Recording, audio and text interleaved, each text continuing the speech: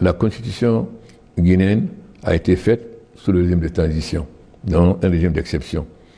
Ils ont sélectionné quelques personnes et chacun des groupes est venu avec ses propres intérêts, ce qui fait un amalgame d'intérêts. Donc déjà, le fonctionnement est très difficile, puisque parfois même nous sommes obligés de faire des accords politiques qui sont contraires à la Constitution. Deuxièmement, ce qui est normalement du domaine de la loi dans le système français est la loi organique. Vous savez, la loi organique, il faut la majorité de 2 tiers. Ce qui demande la loi organique est du domaine et se retrouve dans la Constitution. Donc, il y a les insuffisances notoires de cette Constitution.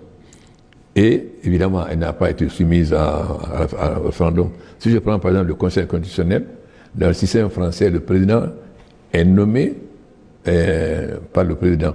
Mais là, les magistrats qui étaient dans la commission pour faire la Constitution, on pensait que c'est eux qui devaient l'être, les avocats, la même chose, et les professeurs. Ce qui fait qu'on a un système où c'est les membres du Conseil constitutionnel qui élisent leur président. Bon. Ensuite, aujourd'hui, le monde a beaucoup changé. Donc, nous devons adapter notre constitution au changement du monde. Le grand problème qu'on a aujourd'hui, par exemple en Afrique, c'est le changement climatique. Donc, la protection de l'environnement. Cela doit se retrouver dans la constitution. Deuxièmement, il y a la lutte contre la victimisation des femmes, les mariages précoces, et sur le genre. Parce que il faut quand même, aujourd'hui, dans le monde où on est, là, comme disait Aragon, la femme, c'est l'autre moitié du ciel. Et surtout qu'en Guinée, il n'y a plus de femmes que d'hommes. Donc, il faut qu'on fasse la promotion des femmes. Donc, ensuite, vous avez la cybercriminalité aujourd'hui. Comment lutter contre la cybercriminalité? Donc, nous devons intégrer énormément de réformes, la protection de la nature. Et ensuite, la première constitution parlait de l'intégration de la Guinée dans un environnement plus vaste, c'est-à-dire l'unité africaine, ce qui a disparu. Or, pour nous, c'est fondamental qu'on aille vers l'unité africaine. Donc ça doit se dans la Constitution. Donc, il faut adopter la Constitution à notre époque. Non seulement la connaissance des insuffisances par la façon dont ça a été adopté, mais aussi, le monde a évolué et il faut adopter notre Constitution à ce nouveau monde. Donc, ça n'a rien à voir avec le 3e mandat ou pas, mais l'opposition craignant sa défaite aux élections crie 3e mandat.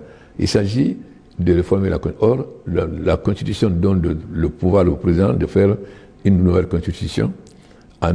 Il suffit qu'il demande l'avis consultatif du président de l'Assemblée et soumettre au peuple au référendum. Donc, le peuple de Guinée a le droit d'avoir une Constitution moderne qui reflète les conditions de vie du monde dans lequel nous vivons aujourd'hui. La Constitution est faite pour le peuple, au service du peuple. Donc, il n'y a pas une Constitution intangible. Vous savez, je ne sais pas combien de constitutions il y a en France et en Afrique. Et surtout, ceux qui critiquent aujourd'hui la réforme de la Constitution, c'est eux qui ont proposé une Constitution illimitée. Et principalement, celui qui parle le plus, c'est le Diallo, c'est eux qui ont fait de la promotion du changement de Constitution pour passer. On avait une constitution 2 fois 5 ans, ils sont passés 7 ans illimités. Donc une constitution à vie. Bon, il y a beaucoup de pays qui ont changé de constitution. Nous, depuis 2015, les gens voulaient qu'on fasse une nouvelle constitution. Mais je leur ai dit, écoutez, nous sortons de l'Ebola, nous avons d'autres priorités.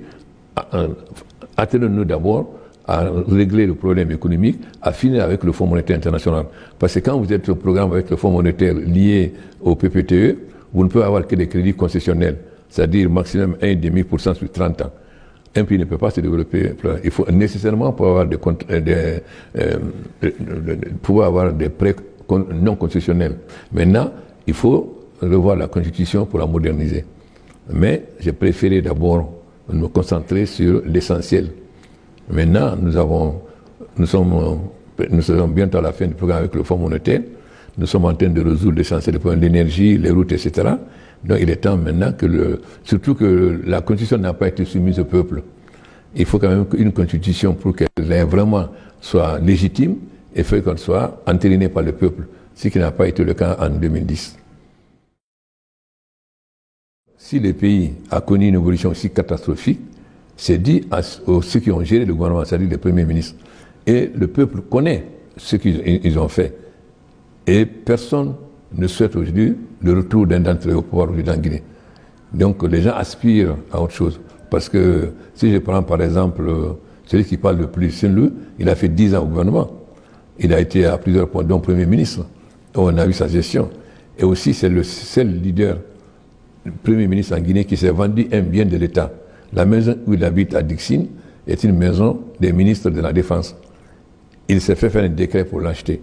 Alors que d'autres qui ont eu des positions très importantes, comme je prends par exemple M. Fodé Bangoura, qui était le secrétaire général de la présidence pendant des années, il est encore en location.